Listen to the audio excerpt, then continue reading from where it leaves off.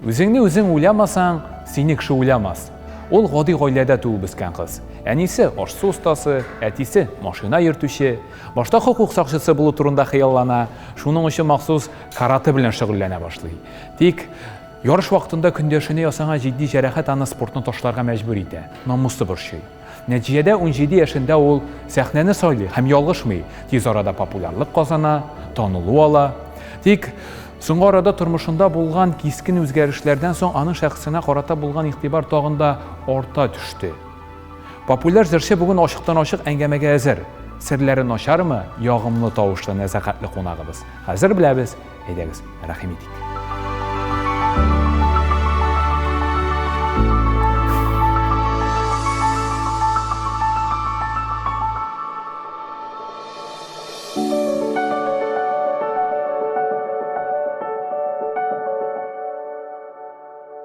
Исәнмесез, хөрмәтле телевизор караучылар.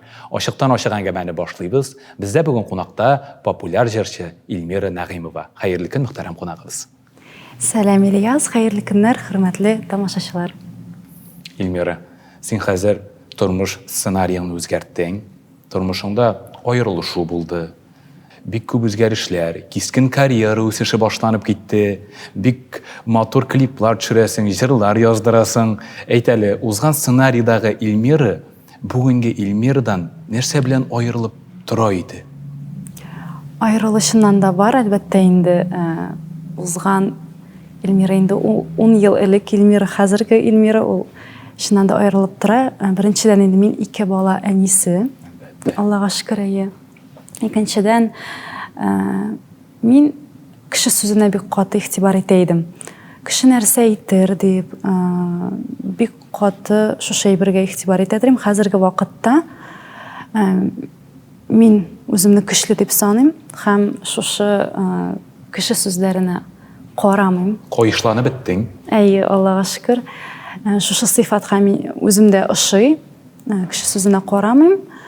Кеше сүзе кеше үтерә диләр. Чөнки соңгы вакыйгалардан соң ниндидер иммунитет барлыкка килде. Бик күп әйбергә күзем ачылды, бик күп әйберләрне аңладым дип әйтимме соң. Әлбәттә инде акыл. Акыл да керәдер инде яшь барган саен. Һәм инде теге аерылганнан соң беренчедән үземнең көчле булуыма Руслан Керамудиновка рәхмәт әйтәсем килә. Әлбәттә, әлбәттә. Кеше үзгәрә, Илмира. Әлбәттә кеше үзгәрә. Ләкин ничек уйлыйсың? Кеше кайчан үзгәрә, кайчан даимилекне һәм торгынлыкны саклап кала, ягъни үзгәрми? Менә кеше үзгәрә дигән фикер белән бик килешмим. Чөнки кешенең характеры бар, үзгәрми. Ул бәлки ситуацияга карата үзгәрергә мөмкин, берәр ситуация белән, аның белән берәр хәл булса, ул шуннан соң бәлки шушы ситуацияга башкача караячак.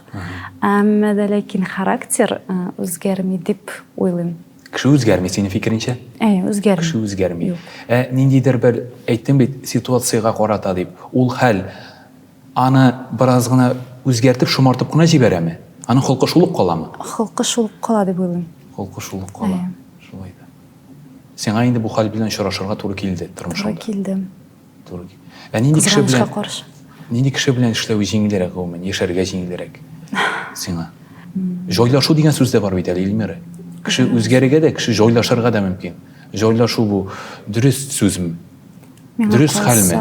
Кеше өчен җайлашу. Миңа калса, мәхәббәт булса, хөрмәт булса, ничек тә булса җайлашып була ул. Мәхәббәт хакына мөмкин. Мәхәббәт хакына әлбәттә инде. Бик матур фикер инде. Бик матур фикер. Без бит инде һәрберебездә уникаль кешеләр, үзенчәлекле, үз-үзен тотышы, сәләте, кызыксынулары бер-берсенә охшамаган. Әлбәттә, гаилә корганда бурыч бер дә гади түгел бит, Илмира. Ике тормышны бергә берләштерергә кирәк. Бу турыда танылган фәлсәфәче Артур Шопенгауэр шундый сүзләр әйтеп китә. Укып узыйм әле. Кешеләр үзара тыгыз аралашуга кергәндә, аларның үз-үзләрен тотышы салкын кышкы төндә җылынырга омтылучы ике кыргый җәнлекне хәтерләтә. Аларга салкын, алар бер-берсенә сыйыналар, ләкин ныгырак сыйынган саен бер-берсенең чәнештергән энәләреннән аларга шундый ук авырту да килә.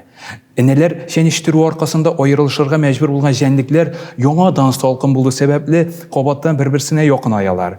Һәм шулай бер-бер атлы төннәр дә узып китә. Сорау Илмира шундый.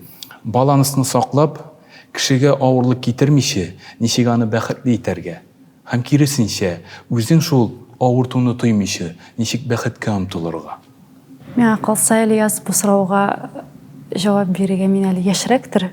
Ниндидер фикер әйтү, акыл өйрәтү, шуңа да карамастан, яшь барган сайын ул бит инде тәҗрибә туплана. Бер-береңгә авырлыклар китермичә ярату дидек. Икенче төрле итеп әйткәндә, рәхәт итеп ярата белү. Синең тормышыңда булдымы бу рәхәт итеп ярату чоры? Юк, инде әлбәттә мин әйтә алмыйм ярату булмады дип. Әлбәттә яхшы яклар да, ярату да әлбәттә булды. Әмма дә ләкин нишләптер 10 ел эчендә авырлыклар да китерү икенче яктан күп булды. Бу якны баста авырлыклар ягыймы? Әйе. Ярату, авырлык, Шулай. теге як өстенлек алды. Дөрес һәм дөрес булмаган ират һәм хатын-кызлар булмый. Шиләгенә күрә капкачы ди безнең халык Илмира. Син бүген үзең янында нинди иратны күрергә телисең? Әлеге вакытта, Ильяс, ирләр турында уйламыйм. Әйе, чөнки Аллага шөкер 2 балам бар. Алар өчен эшлим, алар өчен яшим дип әйтүем дә дөрес булыр. Иң мөһим исән сау булсыннар, яраткан кешеләребез. Ирне әйтәләр бит, менә бу вакыйгадан соң миңа бик күп негатив төште, бик күп. Хәзер дә язалар һаман, ирне иреткәндә дә хатын бит, ирне шириткәндә дә хатын бит. Мин саныйм, Руслан Керамуддиновны мин ириттем.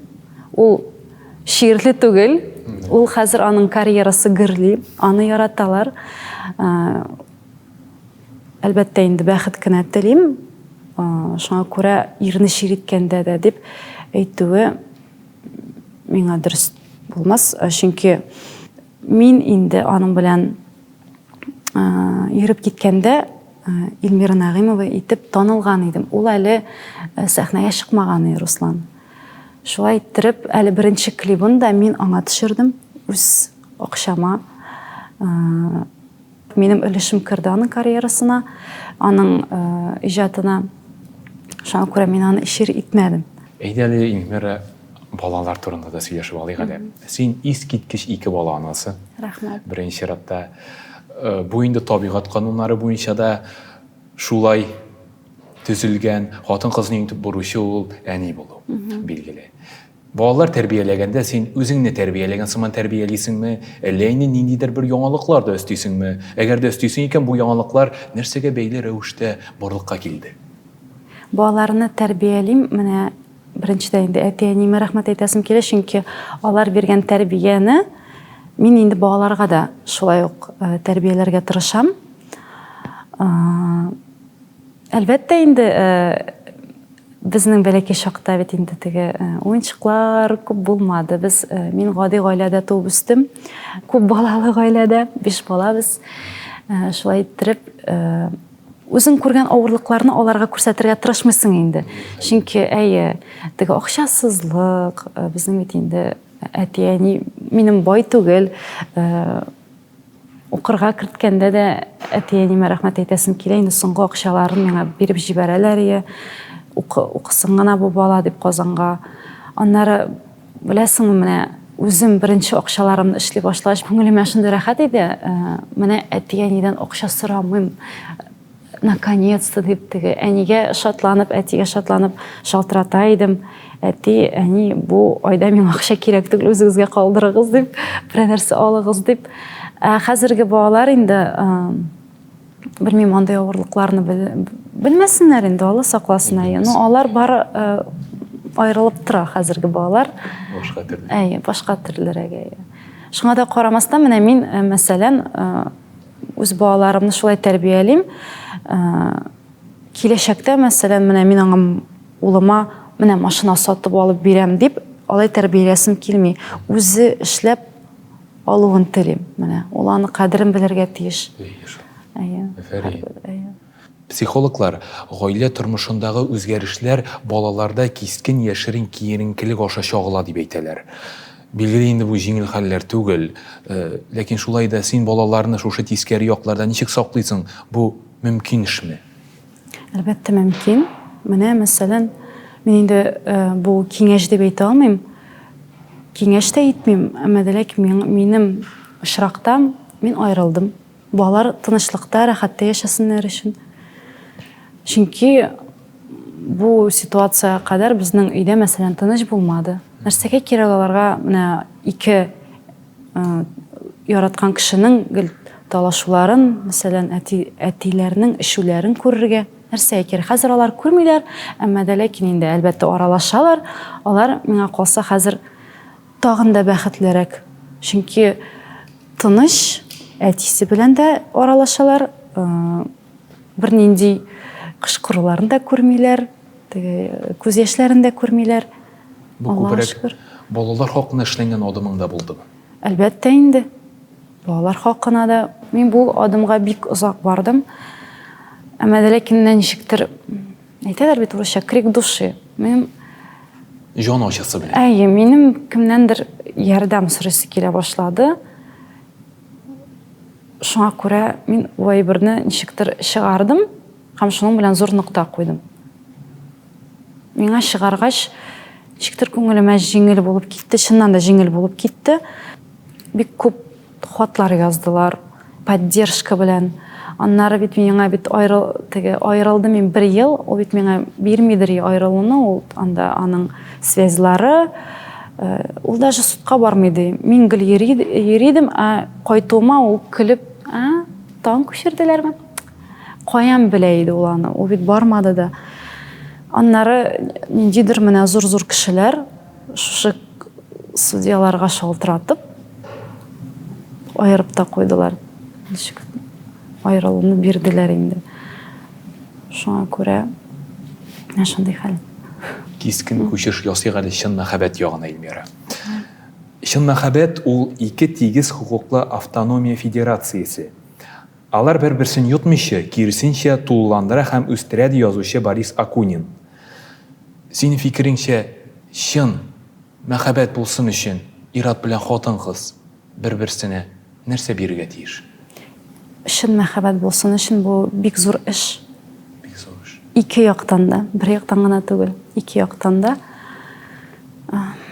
Әлбәттә, инде шушы менә җылылыкны саклап калу. Ул башта бер әйтәләр бит, 3 ел гына мәхәббәттә яшисең, аннары әлбәттә инде ул зур тырышлык ике яктан, ул бер-береңдә булган мөнәсәбәтне саклап калу, бер-береңә карата хөрмәт итү. Ул мәхәббәт дигәнне син тойдыңмы? Тойдым инде, тоймадым дип әйтә алмыйм. Әйтәм бит, яхшы яклар да булды, әмма дә ләкин Кем күбрәк бирде сыман сиңа бу уртак мәхәббәт өчен? Монда инде мин күбрәк тырышканмындыр дип уйлыйм. Шулай да Мин хатын-кыз күп әйбергә күземне йомдым. Менә аны халык кына белми, һәм белмәячәк тә, чөнки мин чыгарган әйбер ул моның хәтлек кенә. Шуның өчен дә миңа бик зур негатив төште җилкәләремә. Әмма дә ләкин мин бу авырлык өчен бик рәхмәтлемен, чөнки карашларым бик күп әйберләргә үзгәрде минем шушы ситуациядән соң. Рәхмәт Эльмира, шушы фикерләрең өчен, җиңел булмаган темаларга аралашканың өчен. Ачыктан-ачык әңгәмәбезнең беренче өлешен тамамлап, рекламада карап узыйк әле. Бездә реклама.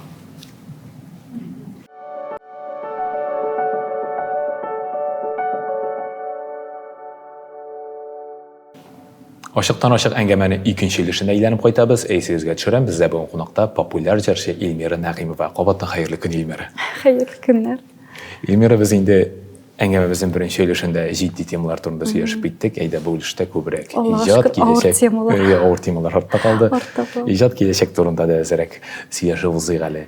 Әлбәттә, инде билгеле, яңа җырлар язу ул җиңел эш түгел.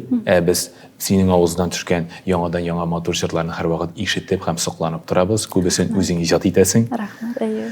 Менә шушы тормышыңда булган соңгы хәлләргә дә бәйләп инде бу сорауны без сиңа яудырабыз. Яңа җырлар ул шулай да моңсу чакларда күбрәк туамы, әллә тормышның бәхетле чакларындамы? Беләсеңме, былай да туа ул. Менә бу хәлдән соң минем 5 минут эчендә соңгы бию дигән җыр барлыкка килде. 5 минут içinde тудымы ни? 5 минут эчендә менә ышанасың килсә ышан. Менә шундый теге күңелдәге булган бүтән ничектер хисләр, манда бөтенләй бер җыелып, менә шулай шушы җырны җылы яздым мин. Әйе. Һәм бу җырны бик каты яратып алдылар. Әле татар эстрадасында 2 миллионга якын прослушиваниелар булмады. Ул җырны хәтта урыслар тыңлый. Алар аңламыйлар нәрсә турында, әмма дә ләкин менә шушы хисне тоялармы соң, белмим, нәрсәдер задевает дип әйтәләр. Һәм бу җырдан туеп булмый дип әйтәләр. Күңел кылларына үтә кешене. Әйе. Шуңа күрә бу вакыйгалардан соң шундый җырлар туа дип әйтәсем килә. Кызым, димәк инде сиңа моңсу чакның бәхетле чакның аермасы юк. Иҗат чишмәсе ул ага. Акрын гына агып тора. Аңлашылды. Соңгы имиджың инде әлбәттә замана тенденциялары буенча үзгәртелде Илмира. Әфәрин диясе килә. Шулай да иҗатыңа тагын нинди төзәтмәләр кертергә телисең? Репертуарың үзгәрәме? Бәлки продюсерың барлыкка килер? Продюсер белән эшлисем килми, чөнки мин 7 ел продюсер белән эшләдем инде, беләм нәрсә икән. Үз-үземә эшләү күбрәккә җиңелрәк, рәхәтрәк. Җырга карата инде әлбәттә замана белән алга атлыйсы килә инде. Хәзерге вакытта минем тамашачым үзгәрде, минем күбрәк хәзер яшьләр яратып тыңлый. Шуңа күрә күбрәк яшьләрчә җырлар иҗат итәм. Күңелем дә шулай тели. Һәм күрәм публикам минем яшьләр. Һәм әлбәттә инде халыкчан җырлар да өлкәнрәк тамашачыларым өчен дә җырларны яздырган атмын. Син хәзер чәчәк атасың. Хәзер атам. Бу чәчәк атуның сәбәбе сусаумы? Гомә сусап торасың яңа иҗатка. Ничек аңлар? Белмим, минем күңелем тыныч, Аллага шөкер. Күңел тынычлыгы мөһим. Күңел тынычлыгы булмаса бер эшең дә бармый, бер нәрсә дә бармый, яшисең килми гомумән. Күңел тынычлыгы булса, яшәү дә рәхәт, эшеңне дә алып бару рәхәт. Һәм инде ничек дип әйтим, кешене белмичә начар әйберләр язу миңа калса ул бәхетсезлек. Ул кеше бәхетсездән шулай яза. Шуңа күрә бүтән кешегә бәхет телим, күңел тынычлыгы телим. Чөнки бәхетле кеше ул башка кеше бер кашан начар әйбер язмаячак. Барыбыз да бәхетле булыйк дигән теләктә калыйк. Амин. Синең өчен авторитетлар бармы? Син алардан үрнәк аласыңмы? Әгәр дә үрнәк алсаң, кайсы урыннарда? Җыр буенча, әлбәттә инде Салават абый, Зәйнәп апа, Гүзәл Уразовны бик каты яратам, Илсия Бадретдинова. Һәм инде минем барлык яраткан дусларым ул Гөлназ Сираева, Ландыш Нигъмәтҗанова, бик күп алар. Тормышта инде ул. Тормышта мин әйтеп карыйм инде ул әтиәниеңдер. Ансы бер сүзсез. Ул мәк кеше инде ул синең өчен әниең беренче чиратта хатын-кыз буларак, инде терәк буларак әтиең әлбәттә. Аллага шөкер исән саулар. Мин үземне бик бәхетле кеше итеп саныйм хәзерге вакытта, чөнки яраткан кешеләрем исән сау янымда. Алар минем зур терәгем, алар миңа көч бирүчеләрем. Аллага шөкер. Музыка өлкәсенә килсәк, синең музыкаң авторитетларга бәйле рәвештә алардан үрнәк алып туамы? Әллә син бернинди дә калыпларга, шаблоннарга буйсынмыйча үзеңнең музыкаңны иҗат итәсең? Үземнекен. Минем үземнең стиль уже. Үзеңнеке бар. Үземнең стилем бар. Аны инде тамашачы да күрә. Аерылып торам дип әйтсәм дә дөрестер инде. Чөнки үземнең стилем бар. Стильне булдыру иң авыр эшләрнең берсе инде иҗатта. Шуның өчен монда да сиңа кул чабып китмичә мөмкин түгел. Хыяллар турында сөйләшеп китик, Илмира. Нинди хыялларың тормышка ашуларын көтә? Хыяллар турында әйтергә ярамыйдыр инде. Шулай да. Мисал өчен хыялсыз яшәп булмый әлбәттә бер кешегә. Әлбәттә, иҗат өлкәсендә бәлки яңа мәйданчыклар турында, яңа форматта концерт программалар турында хыяллар сандыры. Әлбәттә. Хәзер Алла бер сала теләсә. Бик күп тамашачы көтә минем. Нишләп син концертлар белән йөрмисең? Бик күп иҗат дусларым, син бит хәзер пик сине сөйлиләр, син хәзер шушы сөйләгән вакытта концертлар куярга тиеш, халык агылып барачак. Юк, мин алай, мин аның артыннан кумыйм. Ул зур эш. Ул теге киттең дә концерт куйдың түгел, ул бик зур эш. Алла берсе сентябрьдән яңа үземнең концерт программам белән чыгасым килә тамашачылар алдына. Алла берсе. Мөһиме дөньяларыбыз тыныч булсын әле бит. Тыныч булсын. Бу урында күпләр җавап тапкандыр инде. Бу адымы синең имеш пиар өчен эшләнде, үзенә тамашачылар җәлеп итү өчен, ләкин син хәзер үзеңдә җавап бирдең. Бу гомумән аның өчен эшләнмәде, һәм син концертлар белән чыгарга, акча эшләргә атлыгып тормыйсың. Бу синең күңел яраңын әйтә. Миңа калса җавап табылгандыр дип уйлыйм. Җитлеге ул читтән ярдәм көтеп яшәүдән үзеңнән ярдәм табуга күчү ди танылган психотерапевт Фредерик Перлс Эльмира. Сиңа бүген икенче яртыңдан башка җиңел түгелдер бәлки. Менә ул барысында җиңеп чыгам дигән эчке көч синдә ничек формалашты? Алга барудан курыкмыйсыңмы син? Алга барудан куркырга минем хакым юк, беренчедән, чөнки минем 2 бала. 2 балаң тора артында. Минем җаваплык зур. Икенчедән, миңа хәзерге вакытта күпкә җиңелрәк, чөнки минем груз төште. Ансын турында әйтмим инде.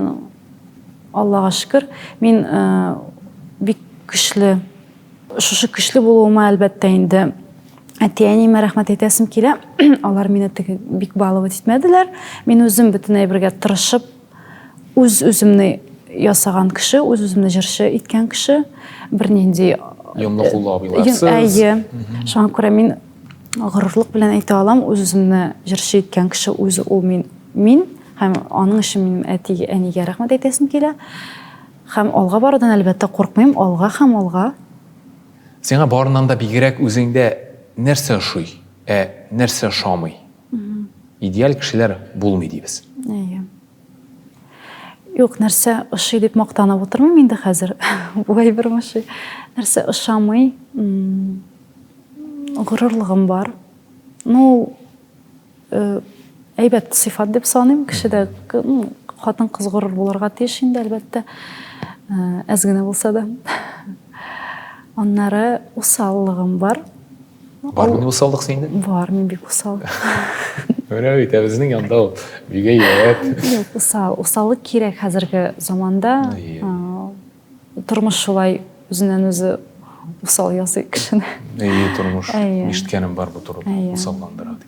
Ну шу сыйфатлар әз генә зашкаливать итә. Аны әз генә китерергә кирәк үземдә. Шушы ошамый. Иҗат кешесе, җырлар язучы буларак ниндидер сәер кирәкмәгән якларың юкмы? Менә мин җыр язганда миңа тиергә ярамый. Менә ул вакытта берәрсе килеп керсә агаләгәчәк. Бу турыда әйткәнем бар. Әйе. Чөнки менә процесста мин отвлекать итәргә ярамый. Менә кирип китәм мин. Шул иҗат ягыннан инде. Менә кызык икән. Булай инде сиңа үзеңдә барысы да ошый дип әйтергә мөмкин. Тулы ышанычлы рәвештә. Һәр кеше сыман инде. Һәр кеше сыман. Һәр кеше шулай бөтен ягы ошыйдыр инде. Шул турыда сөйләшеп тә киттек бит тапшыруның башында да кеше үзгәрә аламы? Үзгәрергә сәләтлеме кеше? Һәр кешенең үзеннән тора инде, ләкин характер, холык бик үзгәрми дип саныйм бар кешенең холкы. Холык шул кала инде. Кала. Ошаган якларны да. Аны бәлки качырырга мөмкин кеше янында. Менә мин үзгәрдем дип, менә кешегә ничектер аны теге артистман уйнарга мөмкин кеше янында. Әмма дә ләкин бары эштә үзгәрми ул. Миңа калса. Ничек бар шулай ярат дигәнне хатын-кыз ничек кабул итә? Ничек бар шулай ярат? Ул инде тышкы кыяфәткә карата мөмкин. Ничек бар шулай яратыйм, әмма дә теге ике пар арасында бер-берсендә бер нәрсә ошамаса, ошо шей берне үзгәртә алмаса, ул аңа әйтергә мөмкин. Менә ничек бар ярат инде матурым. Әйме? Характер ягыннан карасаң, алай ничек бар ярат дип әйтеп булмый инде монда. Монда эшләргә кирәк. Мәхәббәтне саклау өчен. Әйе. Шулай да эшләргә кирәк. Кирәк инде. Ул ничек бар шулай ярат, ул теге полюби меня такой, да полюби меня такой, полюби меня такой, какая я есть. Ничек бар шулай яратты. Кыяфәтне әйтергә мөмкин түгел.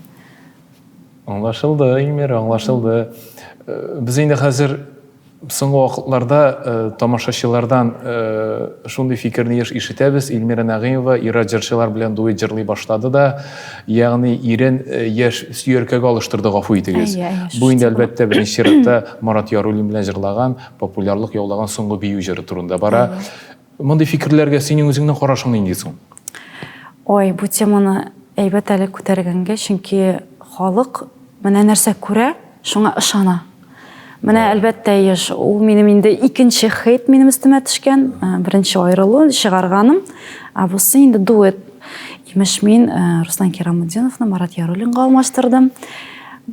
Мин инде шу хәтлек акылсыз хатынмыни. Әгәр дә шулай да була калса, мин аны күрсәтер идемме? Мин аны шыпырт кына йөрер идем мәсәлән, Алла сакласын инде. Әмма ләкин бу бит иҗат. Кем белән дуэт җырлыйсың, ул аның белән йөри дигән сүз түгел бит инде. Мәсәлән, хәтта ан берсе белән дуэт җырлыйм икән, аның белән йөримме инде? Мин 10 кеше белән дуэт җырларга магу. Аның бит инде бөтенесе белән дә йөри дигән сүз түгел. Маратка килгәндә инде без инде көлә башладык. Без инде аның өстендә тигенчектер менә монда пиар дип әйтсәң дә була. Без инде Марат белән көләбез генә. Ничектер акланасы килмәй, югалай түгел. Сез нәрсә дип. Ярар, ничек уйлыйсылары килә, уйласыннар инде. Без моңа инде кыска гына җавап бирик. Бу бары тик эш. Эшкә. Шәхси тормышка кагылмый. Юк. Син бернинди дә Марат Яруллиннар белән очрашмыйсың. Бу аерылышу аның өчен булмады. Юк инде әлбәттә. Менә тамашачылар җавапны ишеткәндер дип. Синең үзеңә ошый һәм ошамый торган сыйфатларың турында сөйләшеп китте Холкыңның Илмира, ә хәзер ачыклыйсы калды тамашачыларга синең кайсы сыйфатларың ошый һәм ошамый. Моңа мисал иттереп минем китерәсем килә, күптән түгел социаль челтәрләреңдә 101 роза тутып торган фотосурәтеңне урнаштырдың. Бу инде әлбәттә халыкта зур кызыксыну уятты. Күп тамашачыга бу котырту алымы сыман тоелды. Синдә менә бу котырту сыйфаты бармы һәм син аны үзең ничек бәялисең? Ул инде безнең эшебезнең бер өлеше дә дип әйтсәң дә була, чөнки артист булгач инде котыртып та аласың әзгенә тамашачыны. Розаларга килгәндә әйтеп китәсем килә, әлбәттә инде аерылышкач розалар бик күп килә башлады. Менә шушы куйган розаларны мин хәтта белмим кемнән икән, һаман да белмим әле. Шулай ук теге социаль челтәрләргә чыгардым инде, рәхмәт дип, бәлки ул мине ярата торган тамашачыларның берседер. Иҗатымны үлеп ярата торган. Синең иҗатыңа гашыйк, ләкин яшерен булып каласы килгән бер хөрмәтле тамашачы. Шулай дип кенә калдырып. Үзеңә бу котырту. Котырту инде соңгы вакыйгалардан соң хәзер розада күрсәтергә ярамыймы инде. Аларга инде ул котырту кебек тоеладыр. Чөнки теге Тагын шул ук сүз булды инде. Шул арада кемнедер тапканда менә инде 101 роза бирелек кешене. Шул гафу итеге шул ук җырчылары түгел микән инде. Шундый уй барлыкка килде. Юк, аны мин куймаска да мөмкин инде бер карасаң. Ну, җырчы булгач статистиканы күтәрә кирәк. Кеше яза, кеше сөйли һаман. Бу шулай ук пиарның бер өлешенә керә торган. Шул реклама, пиар дигән әйбергә кайтып кала. Моңа да ачыклык керттек, әйдә тамашачы әле үз саклап утырмасын, 101 роза ул бары тик эшнең бер өлеше генә. Без бу сорауны махсус ахырга калдырдык, Илмира. Әгәр дә син тылсымчы булсаң, хәзер тормышыңда нәрсәне үзгәртер идең? Хәзерге вакытта мин, Аллага шөкер, үземнең тормышым белән канәгать. Үткәннәр, бөтен әйберләрне кабул иттем, алай булырга тиеш булган. Чөнки алай булмаса, мин хәзер Илмира Нәгыймова булмас идем. Шуңа күрә Аллага шөкер, канәгатьмен, яраткан кешеләрем янымда, исән сау булсыннар, иң мөһиме. Һәм һәрбер тамашачыга исәнлек телим, яраткан кешеләр янында булсыннар, исән сау булсыннар, сәламәт булсыннар һәм инде гел сөендереп кенә торсыннар. Димәк, тылсымчы Илмира Нәгыймова бүген тормышында булган барлык үзгәрешләрдән дә канәгать. Канәгать, Аллага шөкер. Рәхмәт сиңа, Илмира, бүгенге ачыктан-ачык әңгәмәгә, фикерләреңне туплап килгәнең өчен. Бу синең өчен җиңел адым булмады. Үткән вакыйгалар, аерылышуың турында сөйләү, әлбәттә бер кем өчен дә бу җиңел түгелдер, ләкин син батырчылык иттең. Шуңа күрә бүгенге ачыктан-ачык әңгәмә өчен сиңа барлык тамашачылар исеменнән рәхмәтемне җиткерәм. Сезгә дә бик зур рәхмәт. Инде кадерле яраткан тамашачыларыма нәрсә дип әйтәсем килә, Хәния апа Фәрхинең җырдагыча үткән инде. Алга кара. Үткән юлны матур үтик без. Гомерләрне үлемәс җыр итик без. Үкенмәслек итеп китик без. Үкенмичә һәммәбезгә дә яшәргә насыйп булсын. Афәрин Илмира. Чынлап та бергә булып, бердәм булып яшик. Рәхмәт бүгенге ачыктан ачык әңгәмә өчен. Рәхмәт.